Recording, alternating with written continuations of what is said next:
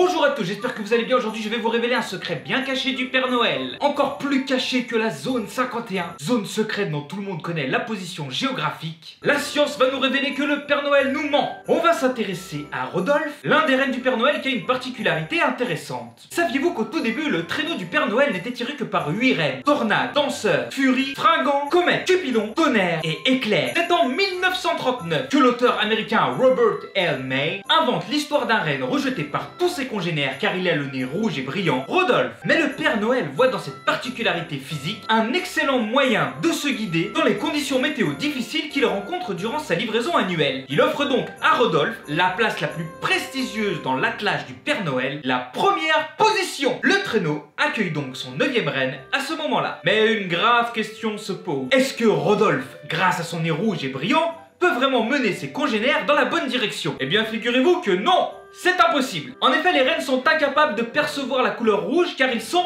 daltoniens. L'œil des rennes ne contient pas les mêmes cellules de détection dans son œil que celui des humains. Ces animaux ne voient ni le rouge, ni le vert, ni l'orange. Mais cet handicap des rennes est compensé par quelque chose que nous ne possédons pas. Ils sont capables de voir l'ultraviolet. Le rayonnement ultraviolet est aussi appelé lumière noire puisqu'il est invisible à l'œil nu. Cela leur permet de survivre plus facilement puisqu'ils peuvent détecter le lichen dont ils se nourrissent à travers la couche neigeuse. Cela leur permet également de repérer plus facilement les prédateurs. La plupart de leurs prédateurs comme le loup blanc ont la fourrure blanche et les rayons UV sont absorbés par la fourrure alors qu'ils sont reflétés par la neige. Les rennes voient donc parfaitement se détacher le prédateur sur la neige. Les petits congénères de Rodolphe n'auraient donc pas pu le rejeter pour cette raison-là, puisque pour eux le nez de Rodolphe n'était pas différent de celui des autres. Et il ne peut donc pas les guider grâce à ce nez. On pourra se rassurer en se disant que le Père Noël, lui percevant bien la lumière rouge, peut s'aider du nez de Rodolphe pour mieux repérer où sont les rennes. Rodolphe peut donc conserver sa place à l'avant du traîneau. Voilà, c'était une petite vidéo scientifique sur le thème de Noël. J'en profite pour vous souhaiter un joyeux Noël à tous. N'oubliez pas de vous abonner en cliquant sur ma tête qui va apparaître ici et de regarder une autre vidéo choisie par l'algorithme YouTube pour toi qui devrait apparaître ici. Et je vous dis à bientôt pour une prochaine vidéo.